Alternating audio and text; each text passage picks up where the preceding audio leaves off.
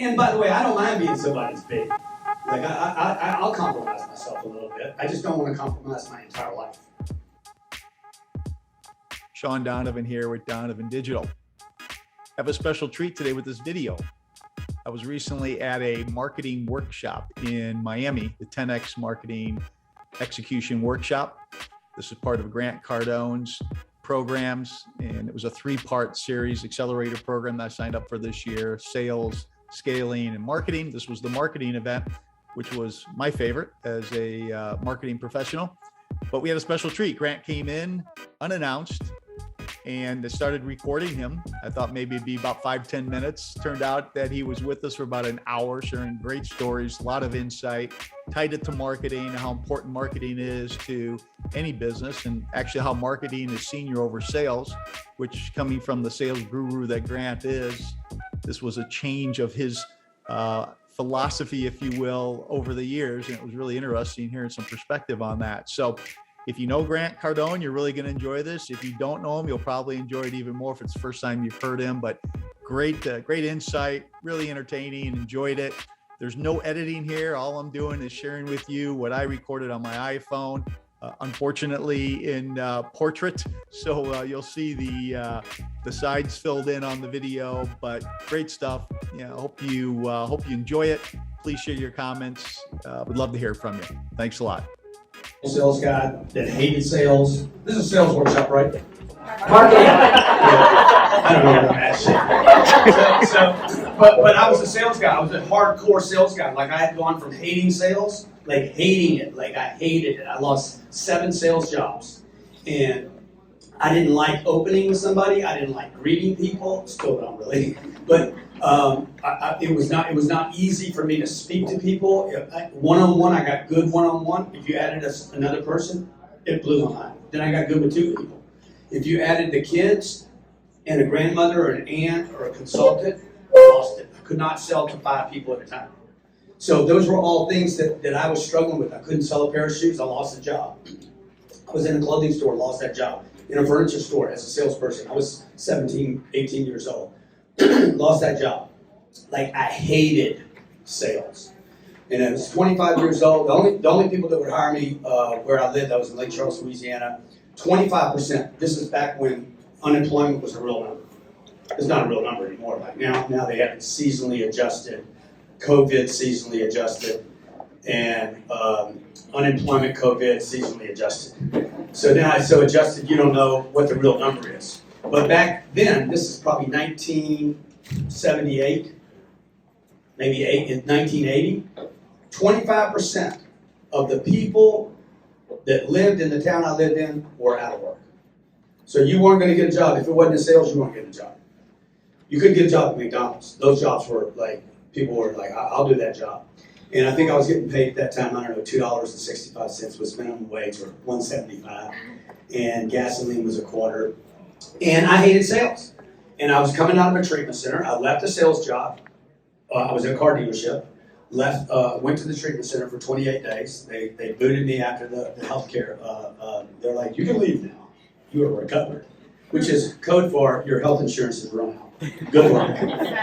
And I went back to that car dealership, and I'm like, I got to get good at this, because there was no choices. This was my first big lesson in life. Commit. When you commit, you will find your greatness. Don't look for a job, man. I wasn't looking for a job. I was looking for, I got to get great at this thing. I didn't have any more choices. It was like I didn't have a B or C plan. I had an accounting degree, and I didn't want to do that. And nobody was hiring for that. Thank God nobody was hiring accountants. Because I'd end up being somebody's bitch. Yeah. Excuse me. Okay, sorry.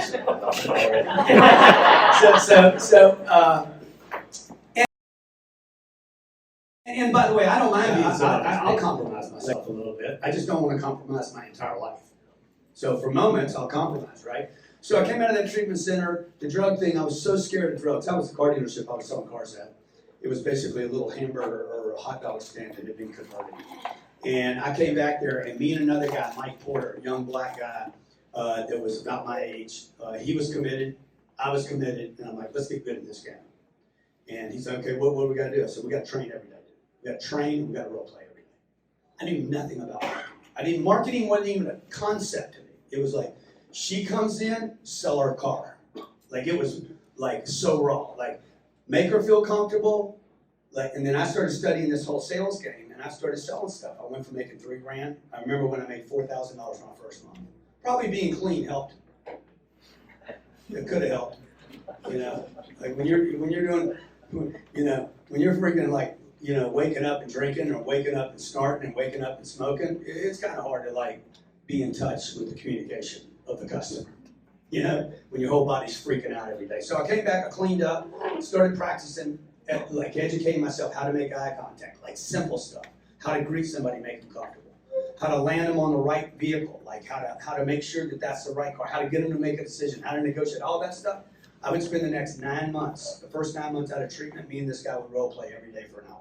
I would train every day. I spent every waking hour either on the lot trying to sell a car or preparing to sell a car. Or I was in a meeting trying to help somebody get off of drugs. That's all I did every day. Nothing else. There was nothing else. It was 5 o'clock in the morning till midnight. I would stay at the dealership till midnight because I didn't want to go to the clubs. I just had to stay away from the bad guys. So I was getting lessons here. And the lesson was, man, leave where you were to get where you want to go. You guys are taking notes? Do you always, this has been a repetitive theme of mine. You want to get something in your life? You must leave where you are. So you guys, I know Jared was going over your mission statement and look at those mission statements and stuff and talking about nomenclature, words, not using words that are familiar to your space, right? You guys need to write down, what are those words that you use? When I say to you, man, I had to leave. Every great thing that's happened to me in my life, I had to leave where I was and go some other place. I left Lake Charles, went to a treatment center. Left the treatment center, went home. Came home, left all my friends, the clubs, the girlfriend, Angela, the girlfriend that I was in love with that was still using drugs. I'm like, okay, I'm out. It really wasn't my decision, it was hers. If I wasn't using drugs, she wasn't going to be with me. Okay, but some of that helps, right? So you gotta leave, folks. And I'm telling you, everybody in your life right now, you have an asset in your life. I'm talking about people right now. You have people in your life that were assets that aren't assets anymore, they're liabilities. All assets become liabilities. You might have heard me say this before. All assets become liabilities, and all liabilities can be converted to assets. So for me, my assets when I was in Lake Charles, Louisiana, was, that I was comfortable in Lake Charles, Louisiana. It was an asset until it was no longer an asset. And then it became a liability that I was in Lake Charles. When I built the first business, when I started getting good at sales, I got so good at sales, man, like, I can sell 30 cars. 30 cars is like a crazy number in a month. I can do that in 2 weeks. You give me 10 days and I can do it.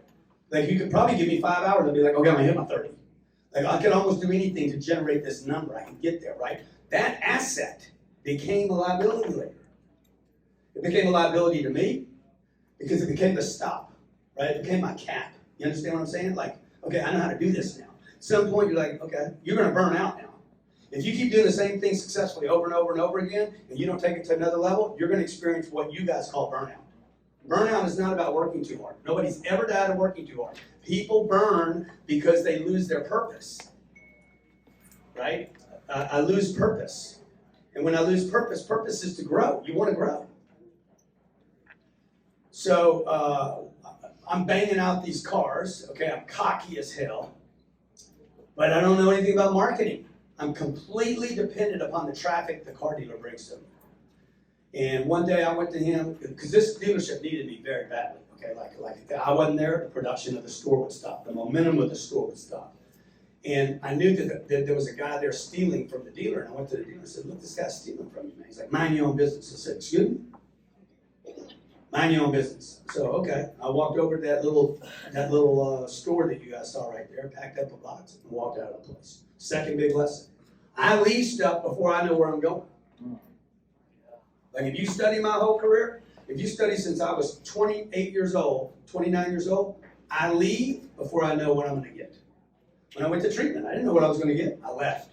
When I left that car dealership, I had no clue where I was going to go. Most of you got to have the job figured out. You got to have the position figured out. You got to have it negotiated, figured out. You always got this parachute. I left that job knowing I'm gonna go get another job. I just don't know what job or where. So I walked. And yeah, I walked right there. So that place was closed 9 months later. So here's the lesson for you. If you can't leave where you are, and the place can continue to go without you, you're not valuable to that company. It's a damn shame so many people leave companies. We have people leave our company and our stats go up. I'm talking about top performers.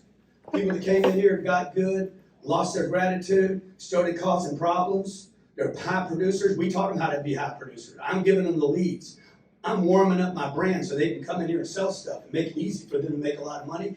They start making a lot of money, then they start acting like a dumbass, like I did. But it's different. If you're a dumbass and you leave and the production goes up in the company, then you're not a diva. You're a diva when you leave and the company crashes.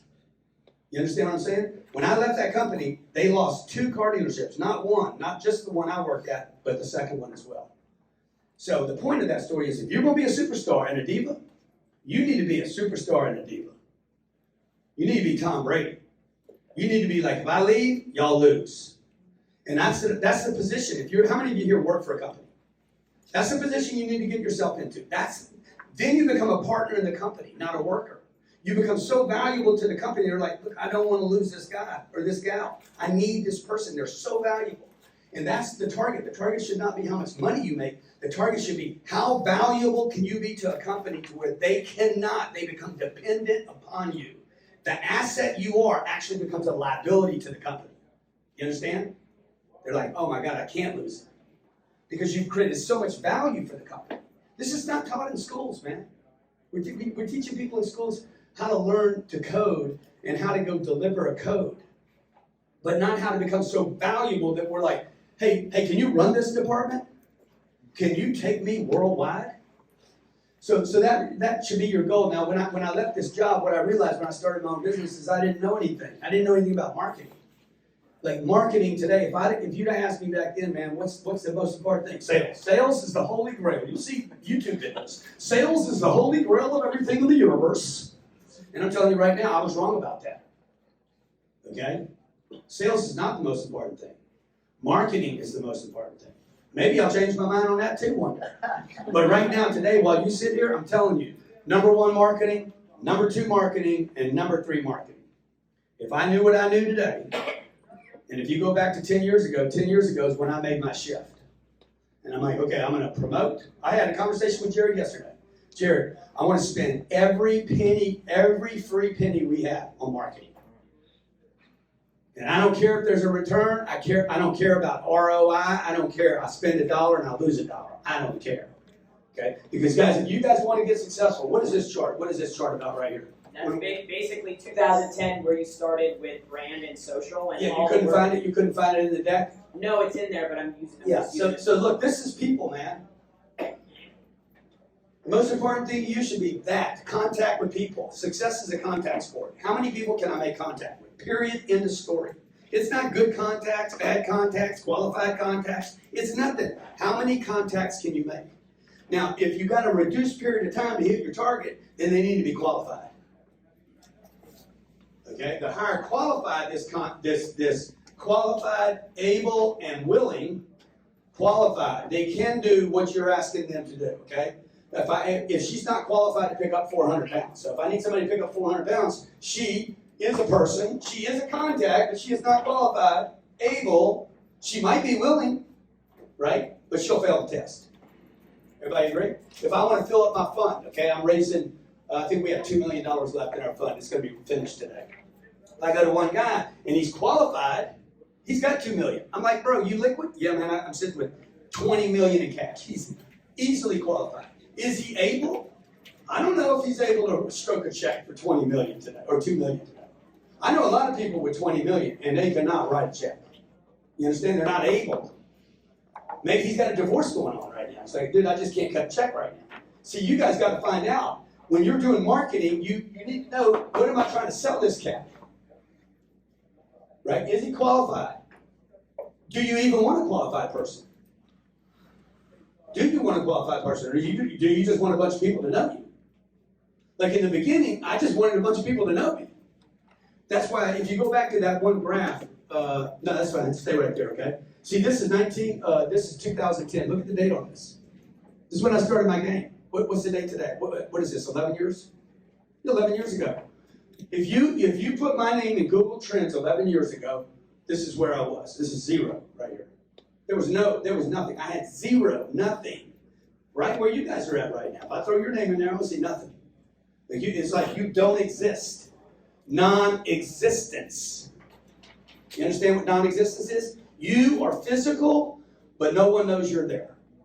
And then when you guys are like, man, Chuck, what's my ROI going to be? Your accounting department. What's the ROI on the advertising? Bro, nobody knows we exist. They ain't going to be an ROI right now. Are you crazy? Nobody knows me. If they don't know me, they can't trust me. If they don't know me and don't trust me, they can't buy from me.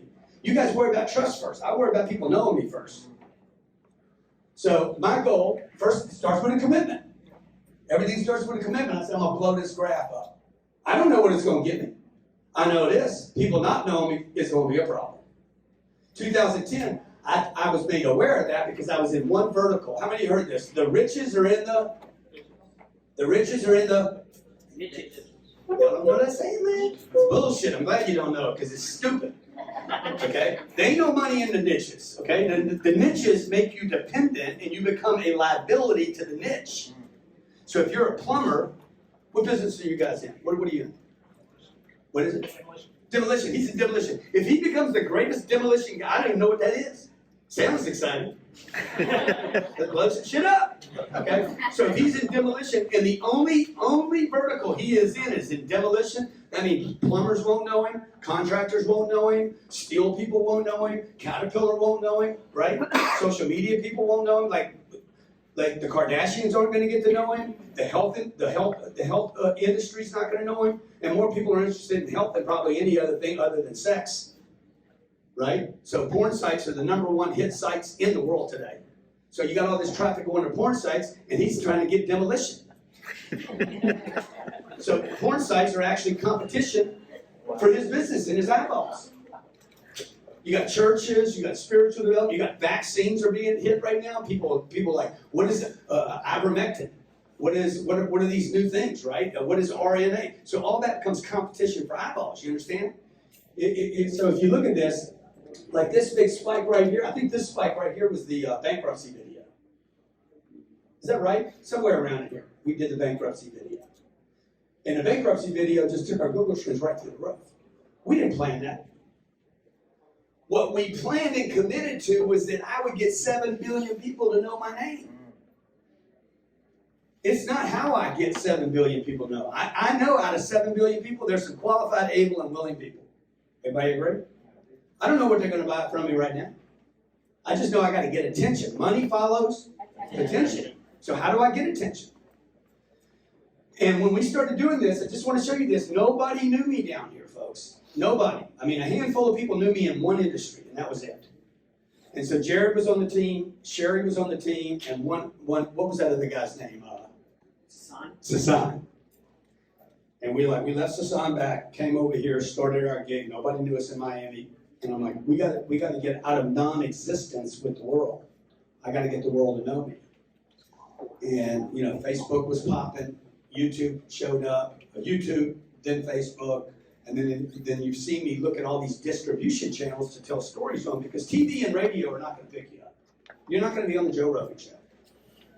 I know you guys want to be. I wanted to be. Oprah was the Joe Rogan when I was coming up. I'm going to be on the Oprah show. Oprah never going to have me. She'd hate my guts. So then I wanted to be on Ellen's show. And Ellen ain't going to get me on her show. She's going to be like, you're a terrible human being. Right? You understand? So when you're looking for this stuff, who can help me? Not just who can buy from me, but who's qualified to help me? Oh man, Sternlick, Barry Sternlick over at Starwood Properties. What is it called? Starwood Capital. Starwood Capital. Okay, they got $50 billion in real estate. Barry could help me. Is he qualified? Yes. Is he able? Yes. Is he willing? No. So you got to have a list of targets. Who do you want? Who do you want? Now, what do I got to do to make Barry willing? Hey, Barry, what if I throw $250,000 in your charity? Yeah, I'd be willing now. See, the fastest way to make somebody qualified, able, and willing is to actually give them something. Probably give them what you wanted. Right? That is a form of advertising. If you notice, Starbucks brags about never advertising. Y'all heard that before? We spend no money on advertising. We give it all to our customers. No, actually, they're liars. They spend their advertising dollars on locations, which is a form of advertising. You can't pass a street corner without seeing, particularly where there's high concentration of qualified, able, and willing people, you cannot not find a free Wi-Fi at a Starbucks. It was brilliant, man. He says, let's just give people the free Wi-Fi right here. Bang, I'm going to give me some free Wi-Fi. Okay? Now, people are spending more money on their Wi-Fi at Starbucks than they would have spent if they just bought it themselves. They're spending a lot of their time in that Starbucks. Okay, look, I just came in to say hi to you, all right? Okay, it's the first thing I've done is kind of walk in. And this is the most important thing you guys can learn. Like, when we do this, how many times a year do we do this marketing workshop? 3 times a year? Probably every 6 weeks. Don't come once. Come 6 times a year. I'm telling you, the marketing game changes so fast. We're learning so much that we didn't know yesterday. And we just learned little tricks, little things that work for us. You know, when I was doing the Discovery Channel, Undercover Billionaire, we went to them and said, hey, we want to run an ad on the show. We waited right till the show was going to drop. And I said, I want to run an ad. And the accounting department said, no, we don't let the talent run an ad on the show. I said, yeah, I understand you don't and you haven't. But what's it going to take? No, it's against all bubbly. We've already discovered that, discussed this. No, we're not going to do it. Okay, who else can I talk to? Well, you can talk to so-and-so, but they're going to tell you the same thing. Good, let me talk to so-and-so so they can tell me the same thing. So we got so-and-so on the phone. That was a higher person. I said, look, I want to run ads at the 20-minute mark of the show. 20 minutes in, what was it for? Somewhere around the 20 to 40-minute mark, we wanted to run an ad on Undercover Billionaire. How many have seen that show, by the way? Okay, it's on Discovery Plus. The only place you can find it is Discovery Plus. All 13 episodes are sitting there. You should watch it with your staff. You can go get it on Discovery Plus for $6.95. Watch all of them this weekend, and then cancel the app. Because there's nothing else on that channel to watch. It can benefit you, okay, unless you want to go watch Gold Rush. Okay, but I'll make more money in 90 days than every Gold Rush episode put together. So, and nobody here is going to go into the mountains and pan gold. You can actually learn to do what I just did. So, we called a second person and a third person. Everybody said no. I wired $1 million to Discovery's accounting department. We got their routing number. I wired $1 million to their accounting department and called the president of the company, Nancy Daniels. I said, Nancy, check with your accounting department. I've been told that I can't run an ad in the show. Yeah, we don't allow that, Grant. Good. Well, call your accounting department and then call me back and tell me if your no is final. Because you know what? In life, there's a yes, there's a maybe, and there's a no. Right now, you're on no. I just need to move you to maybe. What'd you say to the accounting department? Go check yourself, because you're not going to believe this shit. Okay? She goes to check, call me back. She's like, Grant, I just got your ad approved.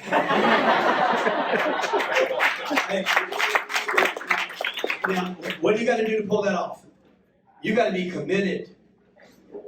You got to be committed to getting your company known, your brand known, and your name. And you're not going to know what it's going to get you, folks. So you got to stop this madness.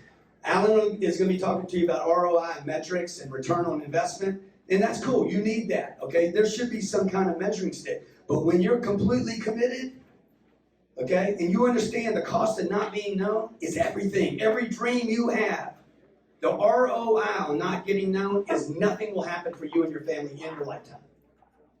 So you got to put it all on the table when it comes to marketing. And we didn't know what that was going to get us. We didn't know if it was going to work. Nobody had ever done it before. I don't even know if it paid for itself. But I know I got away with it. I did it. I pulled it off. And I know not doing it, if I didn't do it, I wouldn't know. So you got to run it. If it doesn't work, and by the way, sometimes it just doesn't work because they didn't hear it the first time. We ran an ad on CNBC. How many of you have heard that ad before? Tired of missing sales. Are you tired of missing sales? Hey, if you're a company that's tired of missing sales, My name's Grant Cardone, and I've been tired of missing sales before myself. And I got tired of missing sales, so I created tiredofmissingsales.com. If you're tired of missing sales, go to tiredofmissingsales.com. That's tiredofmissingsales.com. If you're tired of missing sales, if you're sick and tired of missing sales, go to tiredofmissingsales.com. That's tiredofmissingsales.com. That's right, tiredofmissingsales.com. That website is tiredofmissingsales.com. I'll see you on the other side at tiredofmissingsales.com. I don't even know how many times, it was like 26 times I said tired of missing sales in 30 seconds. Okay? And I told Jared, I said, we'll never get a return on this investment. Okay? Just run it. Run it. Because the first time you hear it, you're like, this is an idiot. Second time you hear it, this guy's a fucking idiot. Third time you hear it, this is an annoying idiot. Okay? Fifth time you hear it, I wonder how many times he actually says tired of missing sales. You understand? Now the interest is coming up. Because I didn't quit. So there was no return on investment in the beginning, okay? Then we get a phone call one day from Canadian Pacific Railways, and we'd like to hire the tired of missing sales guy. Okay, they paid me enough to go talk to them for 30 minutes to pay for that ad for probably 6 months. So people still hear that ad today. Now, when we ran that ad, okay, I know I'm talking too much here, I'm sorry. This happens. You guys find this? Yeah. So when Elena's looking around, I'm talking to it. No, I said we love it, Gee. Let's go. Elena's in the room too. Another person that tried to ignore me. True story.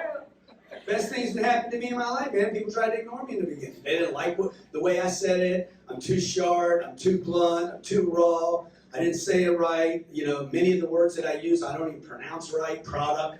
Come out that product is not spelled with a K, bro. Okay? How you spell that? Yeah. So what, dude? I never, ever have said to anybody, I'm perfect. You guys have never heard me run that ad. So I'm just being me, right? And I'm like, hey, this is me.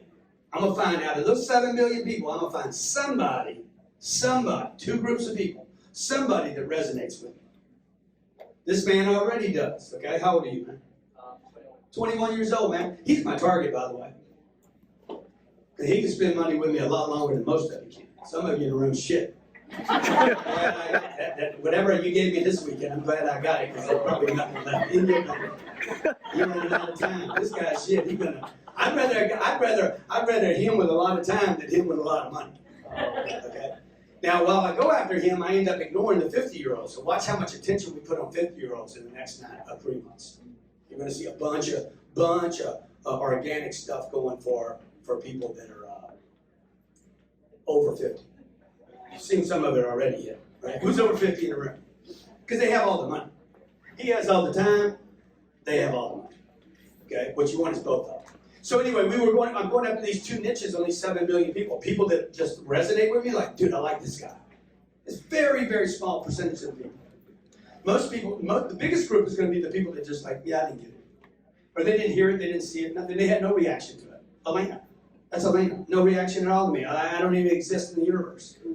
Then there's a group of people that are like, I hate this guy. Now that person, you have to keep repeatedly throwing salt in the wound. Okay, because there's 3 groups, okay? Hey, I like this guy. They're not going to tell everybody about you. You guys want to write this down. There's 3 groups. The people that like you and resonate with you, those people are not going to refer you. I know y'all, that's what y'all think. Oh man, he likes me, he's going to tell people about it. He ain't going to tell anybody about you, okay?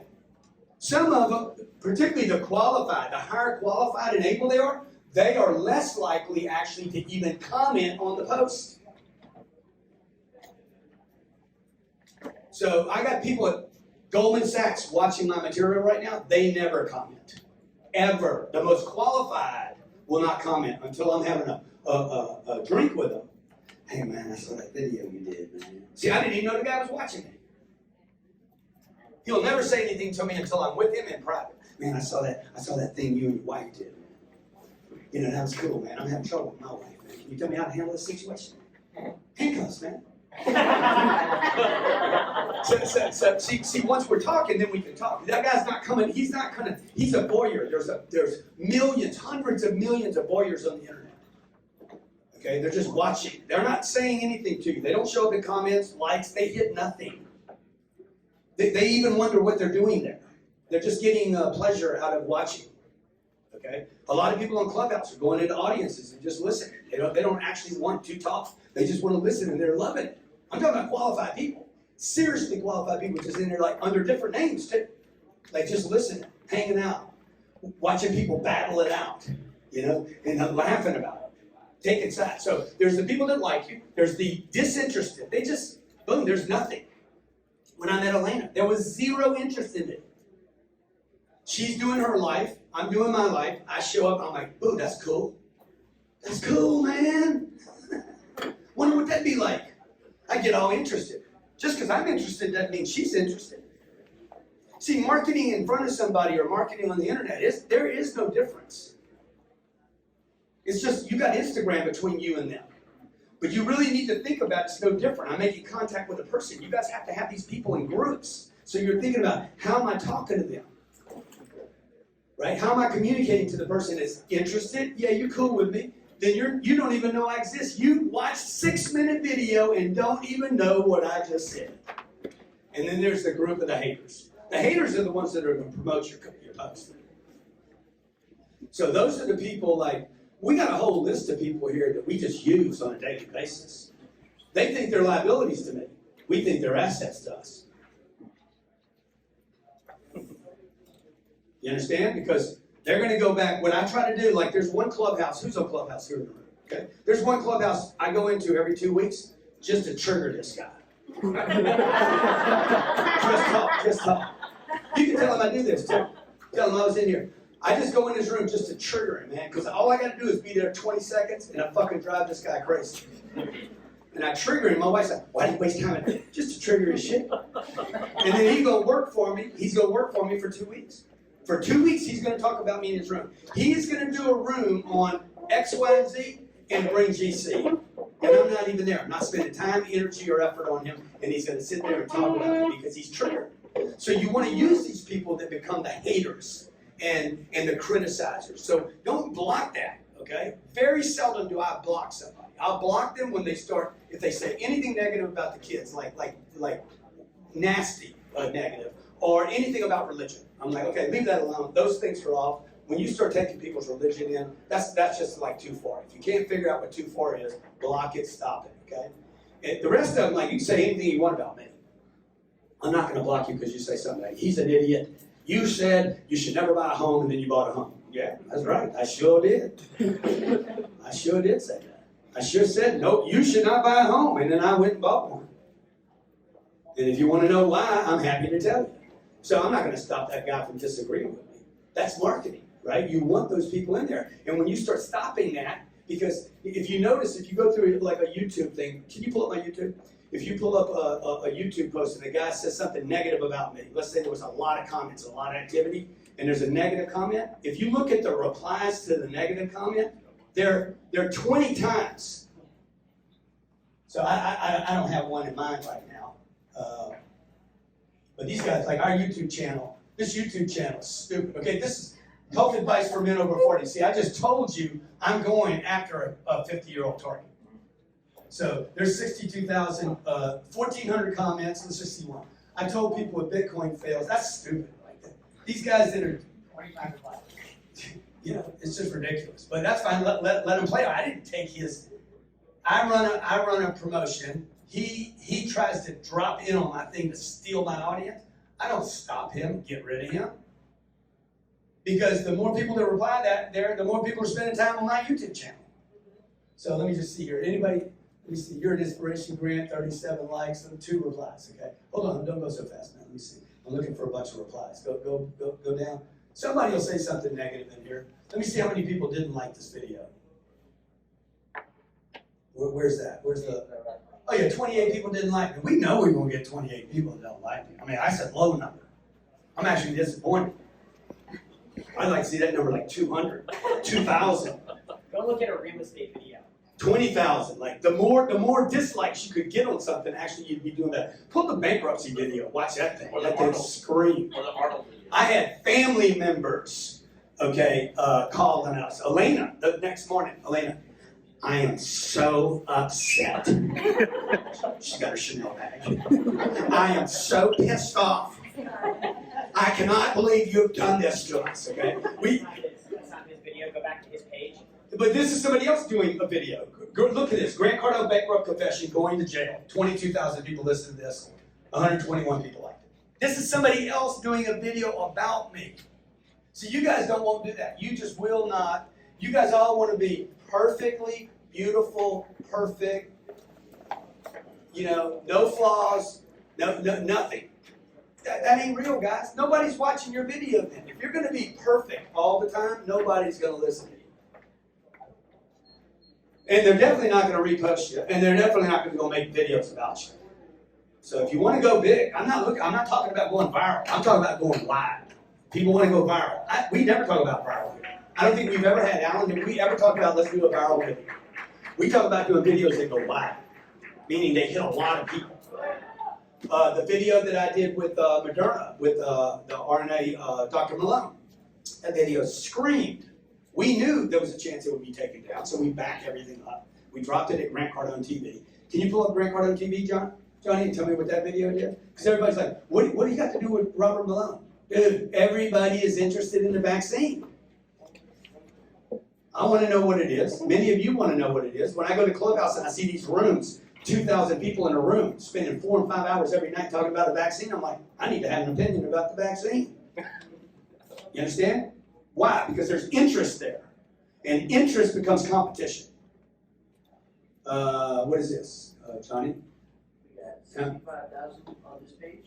Yeah, 65,000. We also dropped it on Rumble. Rumble is a place that they won't take your videos down. 65,000 views. So like, if we have a video on Grant Cardone TV that's there for 6 months, we'll probably get 7,000 views on it. Yeah, and that video's been there for 3 weeks. 2 Yeah, weeks. and our like button, by the way, our like button's broken, Johnny, so we need to fix that. What did it do on Rumble? Can you tell what it did on Rumble? Rumble did 35,000. YouTube before it went down, it did 80,000. Yeah. On video, it did another 60,000. Yeah, and then we did a video after this that YouTube took my video down. Can you pull up the YouTube video where I'm talking about YouTube pulling this video down? See, because YouTube's like, you cannot post that. That is incorrect information. So I'm like, okay, well, I can post this. Why you guys took my video down and not including any medical information. That video probably did better than the first video. See what I'm saying? So my liability, the bankruptcy video was definitely a liability. You understand? It was a liability because it scared people. We had investors calling us up. What are you doing? We had employees coming to us saying, he's going bankrupt. Okay? Liability, trouble, problems. I'm liable. Okay? I'm like, all liabilities can become assets. Convert your liabilities into assets. Assets can become liabilities. Your holiness, your need to always be a perfect individual in society is an asset. Would you agree? Ethics is an asset. Honesty is an asset. Assets can become liabilities. Because you gotta learn how to tell stories to these people, man. You know, when I'm telling a story, man, I need to add flavor to the story. Can you play the video, Johnny, that you posted yesterday on Instagram? Watch this. This is marketing at its finest right here. And this is very difficult for you guys to do. That some of this requires a lot of self-awareness. Self-awareness is, I am an honest person, okay? I can lie to you right now and still know that I'm an honest person.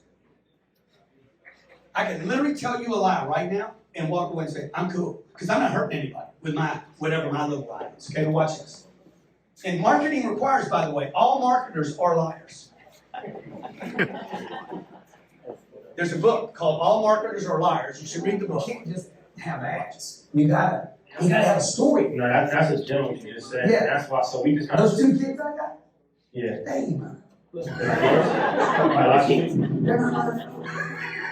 It's a story. I read it. Okay, so watch this, okay? What I'm doing right here is I'm controlling an interview. I'm controlling an interview. Like I just told you, I could tell you a lie. What you didn't hear was, I'm going to come back and tell you that I told you a lie. Which means I didn't tell you a lie. But I held your attention. You understand? Hey, you see these kids right here? These guys were going all over the place with the interview. They were talking about the book. I don't want to talk about the book. I want to grab your attention and make sure this thing gets reposted. okay? And they're like, I'm like, no, guys, you gotta have a story to tell, you see? You gotta learn how to tell these stories. And marketing is about telling stories. And never let the truth get in the way of a good story. You understand? You need stories. That's why you guys need to go out and spend money for experiences. You got to spend money on experiences so you have more stories to tell. So Jared and I, I'll just close with this. Jared and I, well, like when we do stuff here, when we did Marlin Stadium was not done with the sole purpose of making $6 or $7 million, which is what we made on that event. The number one purpose of doing Marlin Stadium, and John, I don't know if you have that stadium shot, but the number one reason to do Marlin Stadium and fill it up with 34,000 people is this so I could talk about how we put 34,000 people in a stadium on Super Bowl weekend. And more importantly, how other people would talk about how we put 34,000 people in Marlin Stadium in 2017 during the Super Bowl. And nobody had ever done that before. Because every event, we even said this before the event, I said if we pull this off, every Tony Robbins event, every Joel Osteen event, like everything from motivation to devotion, everything in between, everything, every event that will ever be done for the next 2 or 3 or 4 years, they will be like, Grant Cardone put 34,000 people in there, 37,000 people. The number's growing now. I've heard people say 75,000 people in there. I'm like, I was there. That shit is real, dog. Okay? We came out of that event, this place was freaking packed. Not everything, the point of this morning is like, not everything is about, did you get a bean back? Did you get some money back for your deal? Did you get paid on the ad? Not everything is about a return on that investment. You understand? Now, that being said, how do you make sure you got enough money to pay for stuff? Sales. And that's where I started my career. So I'm always broke, but I'm never without the confidence I can go get some more money. All I got to do is get in front of some people who are qualified, that'll give me $1, able and willing. I remember last thing on top of the last thing, but I remember Lena was telling me last night, just because this happened last night, I was telling her how I used to spend 250 days on the road. I said, I can't believe we are where we are today. And she's like, what do you mean? I said, I remember when I was spending 250 days a year on the road. I remember when I would spend 2 weeks marketing an event by myself. I would fly into Salt Lake City, rent a Hertz car, get a Marriott hotel, and for 10 days or 12 days, I would go around and knock on doors. Hey, my name's Grant Cardone. I'd like to come in, Julie. I heard about your business. I got some ideas for your sales team that could make them better. In fact, I could 10x your sales, double your sales, 5x your sales before noon today if you just let me do a meeting with your people. I would do this all day long from 8 o'clock in the morning till 10 o'clock at night. I'd call on any business that was open. And some of these places had, sometimes they had 2 people in the room. Julie would be like, whoever's available, come in, listen to this guy. I was doing this all day long. Because Elena was asking me last night, how do you handle the hecklers, man? You're so fast. I said, what do you mean? I'm like, you know how I built this? Like I was calling on people that didn't even want to listen to me. I got 2 people in a room or I got 25 people in the room. In the first 12 years that I did this, nobody wanted to be in the room. She was sending her employees to go listen to this guy. This is the worst audience in the world. You understand? When you go to the comedy club, you go there with the intention, I want to laugh. Right? When people come to something they didn't want to be at, ain't nobody laughing. They don't want to be there. They want to leave. They were there from 9 o'clock in the morning till 5 o'clock in the afternoon.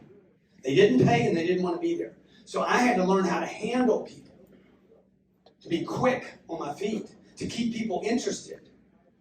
And so Elena's like, so how many of those did you do? I said, I did hundreds. I would do 7 and 8 of those presentations a day to Julie to get somebody to show up in the room 2 weeks later that would pay.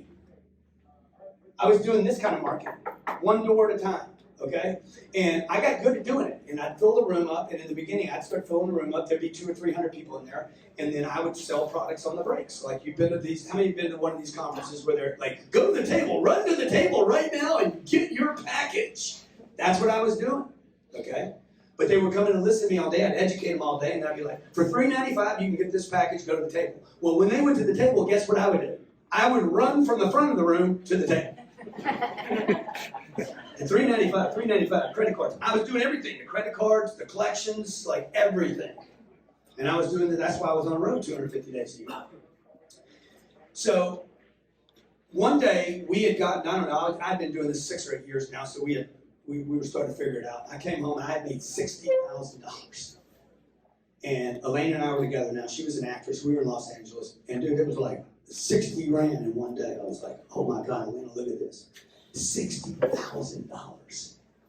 And she's like, oh my God. She's an actress. She's like, she never made 60 grand in a year. Maybe she did for her show, for a USA High show. But 60 grand in one day. How many agree that's a lot of money? What did we do yesterday? 525. Yeah. So like I can go, we could run a webinar this weekend, I'll make $1 million Saturday. I know I'm gonna make $1 million. So I'm just telling you, like be grateful where you're at. When we started collecting 50 and 60 grand in a day or 2 days, over 2 days, that was an asset. And at some point, that asset became a liability. Because if you're not willing to give that up, you're not gonna get to $1 million Saturday. So you gotta leave what you have. You have to leave what you have to get where you want to go. And you will always be required to leave where you are to get where you want to go. So I want to thank all of you for leaving wherever you left. How many of you left someplace to get here? Well, good. Then you're going to have to do this a bunch of times in your life. So when your spouses and your moms and dads and employers, oh, why are you leaving again? Keep leaving. Okay? Keep leaving, keep searching. If this doesn't work, don't think it didn't work. It just hadn't worked yet. So keep feeding keep watering the tree. Keep fertilizing you. Okay? You're the best investment you can make. And marketing requires tremendous amounts of patience, which I hate that word. Marketing requires tremendous amounts of tenacity. Lots of courage. You got to be courageous to be a great marketer. And you got to be persistent. You got to keep doing it, okay? There's ads we've run. I'm like, that ad sucks. It's not going to return. Hey, dude, we just haven't been on the ad long enough. Sometimes it's not about an A or B ad, okay? Sometimes it's about just freaking repeat it again. Make America great again. Make America great again. Make America. Most of these labels, they're simple and they're repetitive. You just got to keep beating it into the public's mind. 10x, 10x, 10x, right? And everybody's like, okay, I got 10x. Now you're starting to see it show up everywhere. Products, people knocking out, people ripping it off, people calling it 10x real estate. That's not our company. That's other people knocking off. And then we're like, our legal department's like, should we stop that? I'm like, don't stop it, man. We'll be in court every day. Let it roll. Everybody's going to give me credit for that shit. Okay? All right, so pay attention. This guy's a genius at this game. Alan's a genius at the game. I got a great group there that's back there discovering every day. We don't know everything. We know we don't know everything. But we're looking for little angles that we want to share with you. Thank you so much for being here today. God bless you guys. Be great. 10x everything. Right? Good job, Alan. I hope you enjoyed that. Hope you stuck with it. Great information. You know, Grant charges thousands of dollars. I think the last I heard it was like $50,000 to get a couple hours with Grant. So to me, just having him come in impromptu like that and just sharing his knowledge and experience and stories and perspective on things was phenomenal. I hope you enjoyed it. If you want to talk to me, if you are a company that sells and promotes to architects and general contractors, that's what we do. On the marketing side, we help build brands and awareness with the architectural community in design and products. And we'd love to talk to you if you want to chat a little bit about our perspective and what we do. But again, this was all about Grant. Hope you enjoyed it. Please share your comments, and we look forward to hopefully seeing you guys again soon.